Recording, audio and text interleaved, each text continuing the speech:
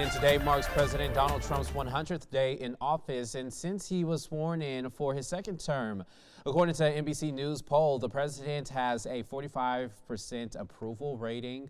That's among voters. NBC's Garrett Hake shares the latest. President Trump, approaching his 100th day in office, focused on his top day one priority, border security.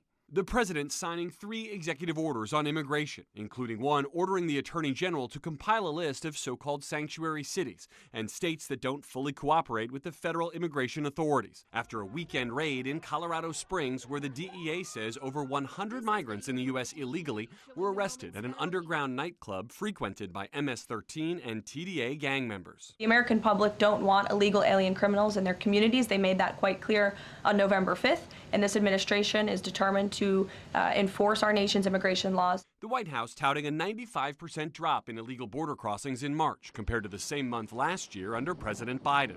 But the administration is facing criticism from migrant advocates over the removal of 2 American citizen children of an undocumented woman from Honduras, including her 4-year-old son.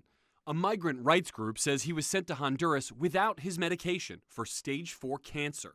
The Trump administration says his mother chose to take her children when she was deported. A mother wanted her children to go with her.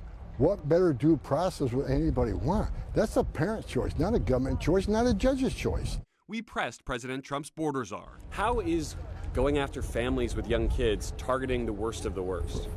First of all, we said we're going to prioritize the worst of worst. You feel like that's what you're doing? Absolutely. But when you prioritize something, it doesn't mean you forget about everybody else. I've said from day one, if you're in the country legally, you're not off the table. But nearly 100 days into his second term, it is the economy where President Trump is facing his biggest challenge. Just 39% of Americans approve of his handling of trade and tariffs in a new NBC News Stay Tuned poll. Overall, the president's approval rating stands at 45%, 2 points down from our poll a month ago.